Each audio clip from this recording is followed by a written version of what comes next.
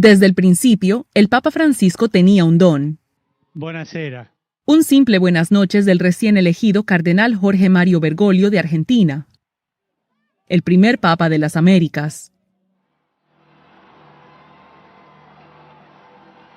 Nunca antes un pontífice había elegido el nombre Francisco, en honor al santo conocido por su pobreza y amor a la naturaleza. Con ello, Bergoglio estableció el tono de un pontificado marcado por la atención a los más necesitados y a una manera sencilla de vivir. El nuevo prelado de la Iglesia Católica decidió no vivir en los apartamentos históricos del Vaticano, sino en una simple casa de invitados en el complejo. Las elaboradas túnicas y joyas papales permanecieron en el vestuario, ya que Francisco solo utilizaba su sotana blanca con una simple cruz de estaño, y cuando necesitaba que le arreglaran los anteojos, se subía a un auto e iba por sí mismo a una óptica en Roma, un estilo práctico que aprendió en las calles de Buenos Aires. Por ejemplo, cuando era guardia de seguridad de un club nocturno, tomaba el transporte público. Y siempre fue hincha del equipo de fútbol argentino San Lorenzo. Sus palabras simples siempre encontraban la manera de llegar al corazón de los temas controversiales.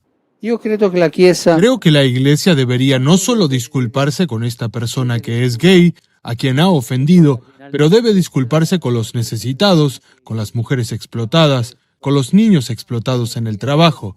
Debe pedir disculpas por haber bendecido muchas armas. No cambió la oposición de la Iglesia Católica hacia el matrimonio entre personas del mismo sexo, pero convenció a muchos de que era un papa abierto a los cambios. Francisco era un campeón del medio ambiente y emitió una encíclica para advertir sobre los peligros del calentamiento global y la cultura de desperdicio por parte del consumidor en Occidente, que daña nuestro clima y el sustento de los necesitados. El abuso y la destrucción del ambiente al mismo tiempo van acompañados por un imparable proceso de exclusión.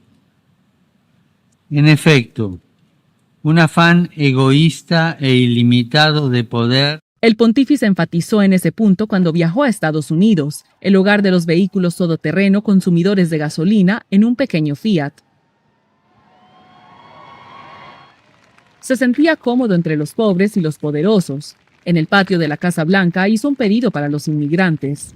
As the son of an immigrant family. Como el hijo de una familia de inmigrantes, estoy feliz de ser un invitado en este país que fue construido principalmente por esas familias. Largely built by such families. Y durante un tiempo que marcó una dramática crisis de refugiados en Europa, Francisco incansablemente hizo llamados para que los gobiernos y las personas no cerraran sus ojos o sus fronteras. Y quiso dar el ejemplo al llevar a 12 refugiados sirios en su avión después de un viaje a la isla griega de Lesbos. En el complicado terreno de la Tierra Sagrada, el Papa Francisco rezó en el muro que divide a la ribera occidental y a Jerusalén y abrazó a sus amigos judíos ante el Muro de los Lamentos. El Papa dedicó su atención a quienes, como él decía, vivían en las periferias, a los excluidos de la sociedad. Los hambrientos, los sedientos, el extraño, el desnudo, el enfermo y aquellos en prisión. Era un mensaje que el mismo Francisco practicó durante muchos momentos en su pontificado. Abrazar a los discapacitados, lavar los pies de los prisioneros, instalar duchas para personas sin casa en el Vaticano. Una de sus características, o la característica de toda su vida, fue la humildad. Una humildad que atrajo al mundo, con políticos y estrellas haciendo fila para conocerlo en el Vaticano. A veces no era muy popular dentro del Vaticano. Las reacciones de los conservadores molestos sobre su método liberal de las enseñanzas de la Iglesia, las promesas de reformas de transparencia financiera que nunca se materializaron y el escándalo de abuso sexual continúan siendo los problemas más grandes de la Iglesia Católica. Cuando toda la Conferencia de Obispos de Chile renunció por los escándalos sexuales en el país, Francisco admitió en una carta que él también era parte del problema. También fue acusado de ser un problema por un exdiplomático del Vaticano, quien le habría mencionado las denuncias de abuso sexual contra el excardenal de Washington, Theodore McCarrick, 5 años antes de que se hicieran públicas.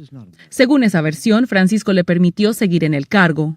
No diré una sola palabra sobre esto. Francisco eventualmente destituyó al cardenal de Estados Unidos y llamó una reunión global de obispos para hablar del problema, pero fue criticado por tomar decisiones tardías e insuficientes en cuanto al abuso sexual. No hay duda de que los escándalos de abuso sexual infantil son la mancha en su legado. Una y otra vez el Papa Francisco dijo lo adecuado, se reunió con las víctimas, expresó dolor sincero, expresó su resolución de hacerlo bien, pero la mayoría de sus críticos y muchas víctimas dirían que esto no fue reflejado con una política de acción. Cuando comenzó la pandemia de coronavirus en 2020, esta imagen del Papa bendiciendo al mundo desde la plaza de San Pedro vacía se convirtió en un símbolo de una época sombría. Francisco le pidió a los países que compartieran sus vacunas con comunidades pobres y vacunó en el Vaticano a cientos de personas necesitadas y sin hogar. El año siguiente, durante un viaje histórico a Irak, se convirtió en el primer papa en visitar ese país. Francisco se paró encima de los escombros en Mosul, que había sido una fortaleza de ISIS.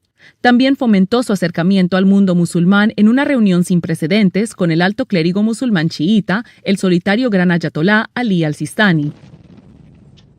Desde el comienzo de la guerra en Ucrania en 2022, Francisco fue defensor de la paz. Evitó condenar abiertamente a Vladimir Putin, pero pidió públicamente al presidente ruso que detuviera la guerra por el amor de su gente. Francisco habló varias veces por teléfono con el presidente de Ucrania, Volodymyr Zelensky, durante el 2022, pidiéndole que, y cito, sea abierto a las propuestas serias de paz. Francisco siempre llevó un mensaje de fraternidad. Fue uno de sus mensajes más importantes, que todos somos hermanos y hermanas a pesar de nuestras diferencias. Cuidar a la tierra y al prójimo, dijo, y no se les olvide rezar por mí.